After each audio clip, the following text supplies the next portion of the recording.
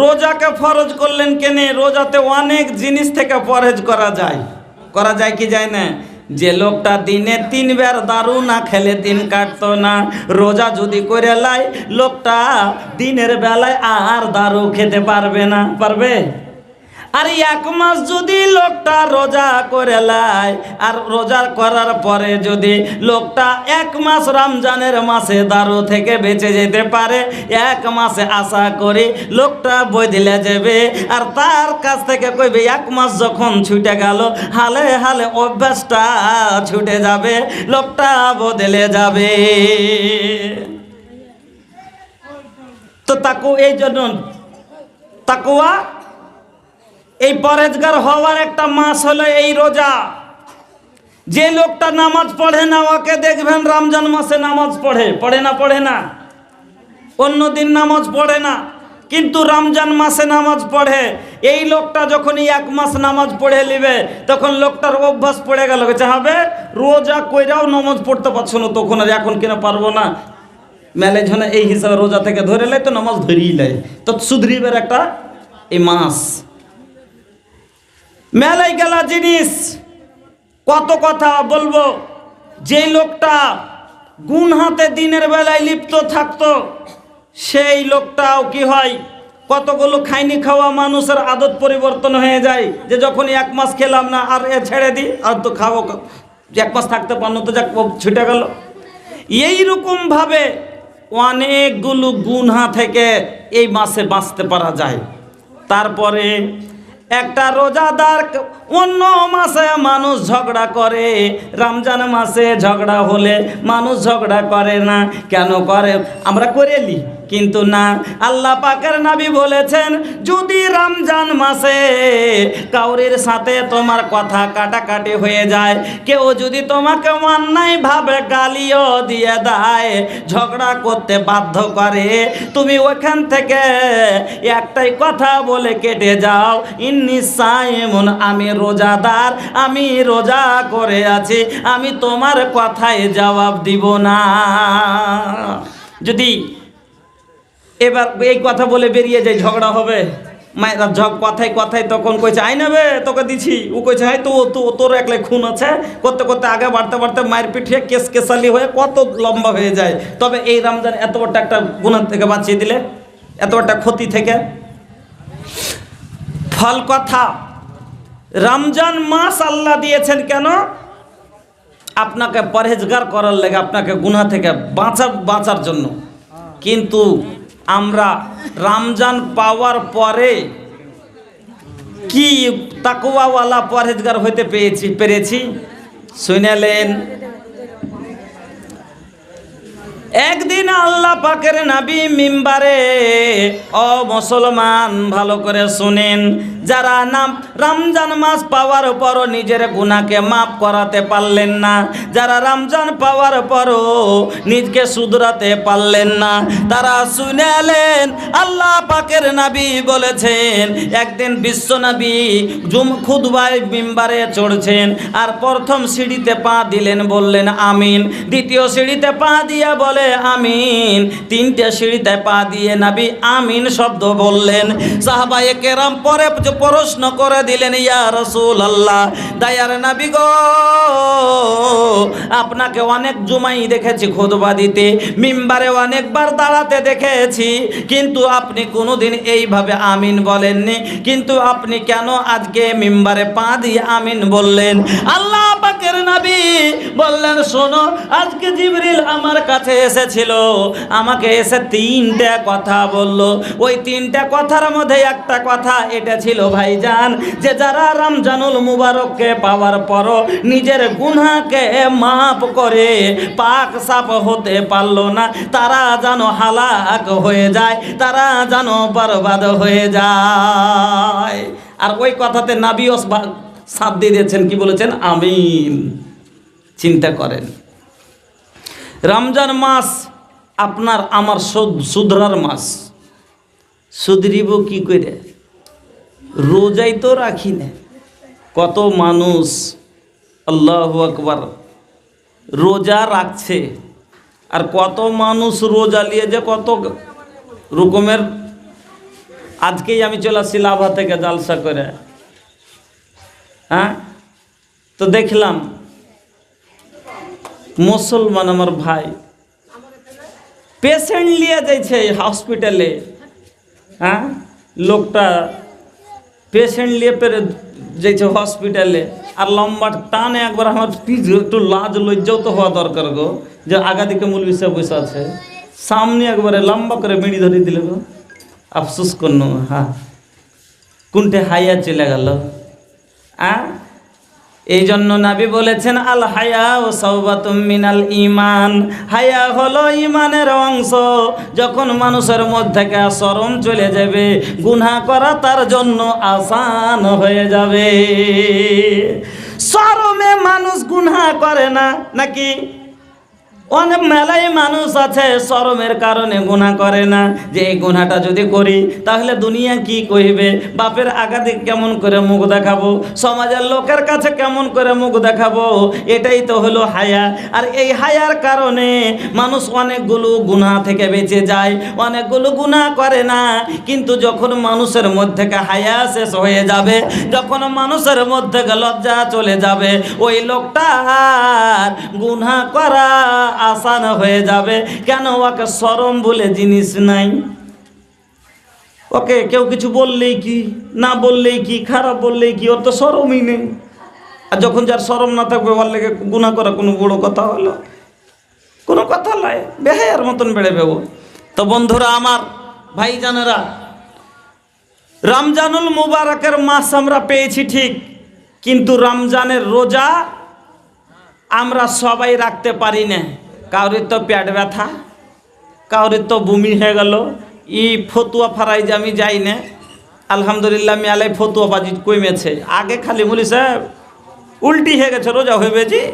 এখন আলহামদুলিল্লাহ শুনে শুনে সব শিখে লেছে, খুব ভালো শিখে লেছে। আর জিজ্ঞেস করে না উল্টি হলে রোজা হবে। আগে বেরাস করেছে, তা কয়েছে মুলি সাহেব বেরাস করলে রোজা হবে জি। হ্যাঁ, বেরাস করলে রোজা হবে, মিসওয়াক করলে রোজা হবে। আগে আগে কিছু করতে মাকরু হয়ে যাবে। আরে ভাই, মাকরু টাকরু হয় না, হয় হালাল বা হবে না, দুটার একটা হবে। হ্যাঁ হ্যাঁ, তো এগুলোতে রোজা আপনার কিছু হবে না। তবে রোজা আমরা রাখবো পরেজগার হওয়ার জন্য। এবার কিছু মানুষ রোজা রাখতে পারে না, আছে না নাই? আমাদের মধ্যে অনেক মানুষ আছে যারা রোজা রাখতে পারবে না। আল্লাহ রাব্বুল আলামিন বলছেন, ফামান কানা মিনকুম মারিজান আও আলা সাফারিন ফাইদ্দাতুম মিন আইয়ামিন উখার। তোমাদের মধ্যে যারা ওয়াসুক আছে,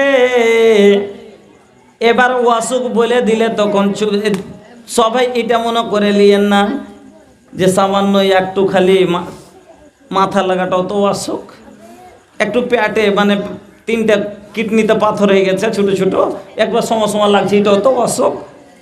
একটু খাসি হয়েছে, এটাও তো অসুখ। তখন মনে করে নিলেন না যে এটা আমি তো অসুখ আছি, তা আমার লেগে ছুট আছে। হ্যাঁ, ও কোন অসুখ? ইয়ামন বেমারি শুনেলেন ভালো করে। আল্লাহ রাব্বুল আলামিন বলেন, ফামান কানা মিনকুম মারিজান আও আলা সাফারিন, তোমাদের মধ্যে যারা অসুখ আছে বা সফরে আছে। এবার সফরে কেউ দিল্লি থেকে বাড়ি আসবে বা কেউ দিল্লি থেকে বাড়ি যাচ্ছে রাতের সময়। এখন বর্তমানে আলহামদুলিল্লাহ গাড়িতেও খাবার পাওয়া যায়, যদি পান তাহলে খেলেন, কোনো অসুবিধা নাই, রোজা রেখেলেন। আর যদি সাহারি না পাওয়া যায়, ইফতারের সামান পাওয়া যায় না, অসুবিধা মনে করেন, তাহলে আল্লাহ রাব্বুল আলামিন বলছেন যে বান্দারে, আমি তোমার ইউরিদুল্লাহু বিকুমুল ইউসরা ওয়ালা উরিদু বিকুমুল উসর, আমি আল্লাহ তোমার সাথে সব সময় নরমের ব্যবহার করেছি, তোমাকে আমি কষ্ট দিতে চাই না। আমি আল্লাহ চাই না যে তুমি গাড়িতে খেতে পেলে না রাতে, আর তুমি না খেয়ে গাড়িতে মরো। আমার আল্লাহ কোনোদিন বান্দাকে কষ্ট দিতে চায় না। আল্লাহ বলেন, ওয়ামা আনা বিযাল্লামিল লিল আবিদ। আমি কোনো বান্দার উপরে জুলুম করি না, আমি মানুষের উপরে জুলুম করি না। আল্লাহ আপনার আমার উপরে জুলুম করবে না। এই জন্য বলে দিলেন তোমাদের মধ্যে যদি কেউ অসুখ থাকে, তাহলে এক তো বেমারে লোকটা শুকিয়ে কমজোর হয়ে গেছে, আর তারপরেও যদি তাকে রোজার বোঝা আল্লাহ চাপিয়ে দিতেন, লোকটা তাহলে মরে যেত। আজ যেরকম দিনটা, আজকের দিনটা নিয়ে এলেন, ভালো ভালো মানুষ আমরা শুকিয়ে কাঠ হয়ে গেছিলাম কিনা? আজকের দিনটা যেমন গেল, তো ভালো ভালো মানুষ আমরা শুকিয়ে কাঠ হয়ে গেছিলাম, চলতে পারছিলাম না। তো যদি একটা কমজোর মানে অসুখে পড়ে আছে একটা লোক, জওয়ান মানুষ কিন্তু এমন জ্বর একবারে থেকে থেকে থেকে একবারে কমজোর হয়ে গেছে, এবার ওই লোকটাকে ফের ওর উপরে রোজা করতে বলা যায়, তো লোকটার লেগে ভারী হবে না? হবে না এটা? এই জন্য আল্লাহ বলছেন আমি তোমার সাথে কোনোদিন মুশকিল ব্যবহার করিনি, আমি আল্লাহ তোর উপরে আসানি করেছি। কি? ফাইদ্দাতুম মিন আইয়ামিন উখার, এই রোজাটাকে তুমি অন্য মাসে তুমি কি করো? আদায় করে লিও, কিন্তু মাপ পাবে না। এবার মহিলারা, আমার মা খালাদের মাসে, প্রত্যেক মাসে যারা সাবালিকা হয়ে গেছে, যেই মেয়েরা 5 দিন 7 দিন মাসে মাইনার রক্ত আছে, খুন আছে, হাইজের খুন আছে, রক্তপাত হয়, ওই সমাতে মহিলারা তারা কি করবে? আমার মা বোনেরা, আপনারা অনেক এখন হুঁশিয়ার হয়ে গেছেন, তবে কেউ যদি না বুঝেন, ভালো করে বুঝলেন, যারা ওই হালাতে নামাজ আপনার মাপ, কিন্তু রোজা আপনার কাজা। এই রোজা ফাইদ্দাতুম মিন আইয়ামিন উখার, আপনাকে অন্য মাসে এই রোজা আবার পুরা করতে হবে।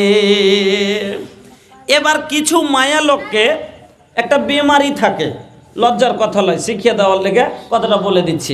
কিছু মায়া লোককে বেমারি হয়ে যায়, কি? ইস্তেহাজার বেমারি। একটা ইস্তেহাজা একটা বেমারির নাম, মানে রক্তপাত হওয়া। একটা নিয়ম আছে মহিলাদের, আল্লাহর হুকুমে মাসে 5 দিন 4 দিন 6 দিন বা 7 দিন মানে মাহিনার রক্ত যায়। কিছু মায়া লোক আছে একটা ইস্তেহাজার বেমারি যাকে হয়ে গেছে, 7 দিনে ভালো হলো না, 10 দিন 15 দিন ধরে হয়ে চলিচ্ছে, রক্ত এসে চলিচ্ছে। তো যেটা হলো হাইজের খুন, মাহিনার খুন, এই রক্তটা, এই খুনটা হবে কালো পচা খুন। আর যেটা হলো ইস্তেহাজার রক্ত, ওই রক্তটা হবে তাজা রক্ত, লাল রক্ত। এবার যখন একে চিনহার লাগে মা খালা, আপনাকে আমি বলে দিলাম, যদি কোনো মহিলাকে এরকম অসুখ থাকে, কেন হাইজের অবস্থায় রোজা মাপ, কিন্তু ইস্তেহাজার অসুখে রোজা মাপ নাই, বুঝতে না পেরে রোজা ছুটে যায়, গুনাহগার হয়ে দিচ্ছে। এই জন্য জানা লওয়াটা, রোজা ও নামাজ দুটাই আদায় করতে হবে। ওই সব তাহলে চিনহার জন্য বলে দিলাম যে মাহিনার রক্ত, তখন বলবে যে মৌলভী সাহেব আমি কেমন করে চিনব, কেমন করে জানবো? তখন আপনাকে প্রথম আপনার যখন মাহিনা এসেছিল, তখন কয়দিন হয়েছিল আপনাকে ওইটা ধ্যান করতে হবে। যে প্রথম যখন আমি সাবালিকা হয়েছিলাম, লাইক হয়েছিলাম, তখন আমার মাসে 4 দিন আসতো কি 5 দিন আসতো। ওই জয় দিন আসছিল, ওই অতটি দিনকে হাইজের সুমার করে, হাইজের মাহিনার রক্ত সুমার করে তাকে ছেড়ে দিবে, আর দিয়ে পাক গোসল করে নিয়ে পাক হয়ে তারপরে সে নামাজও পড়বে, রোজাও করবে। বলবে মৌলী সাহেব কেমন করে রোজা করবো? জি, নমাজও খাড়ো হবার বহে যে চলে আসবে। ওর লেগে তুলা দিতে হয়, তুলা দিতে হবে, পেন দিয়ে কাপড় দিয়ে নিতে হয়, তারপরে পেন পরে নিতে হয়, যাতে রক্তটা বহে না যায়, জায়গাতে থেকে যায়, কাপড়ে শুষেলায়। কোনো ব্যবস্থা করতে হবে, কিন্তু নামাজ ছাড়া যাবে না, রোজাও ছাড়া যাবে না, ব্যবস্থা করতে হবে। আল্লাহ রাব্বুল আলামিন বললেন যে যারা অসুখ বা সফরের অবস্থায় আছে, ওই লোক গালা যদি চায়, তোরা যদি করতে রোজা রাখতে না পারে তাহলে রোজার কাজা করবে আর অন্য দিন তার আদায় করে নেবে, অন্য মাসে এই রোজাকে পূরণ করবে। কিন্তু ভাইজান গো, কিছু এমন অসুখ আছে যার ভালো হওয়ার কোনো আশা নাই। 6 মাস থেকে বুড়া মানুষ পড়ে আছে, একবারে খাটে পাটে লেগে, খালি দুটা দাঁত না কোনো রকম মুখখানে দিচ্ছেন বা দুধ দিচ্ছেন, কিছু দিচ্ছেন, একটু খাইছে আর ওই বিছানে পড়ে আছে, না উঠতে পারছে না চলতে পারছে, আছে না নাই? অনেক এরকম আছে, পড়ে আছে, অনেক বুড়া বুড়ি বয়স্ক মানুষ পড়ে আছে। ওই সময়তে কি করবেন? ওরা কি করবে তাইলে? ওরা তো অন্য দিন আদায় করবে। অন্য দিনে আদায় কারা করবে? যার ভালো হওয়ার আশা আছে, ওরা ভালো হয়ে করবে। কিন্তু এই তো এমন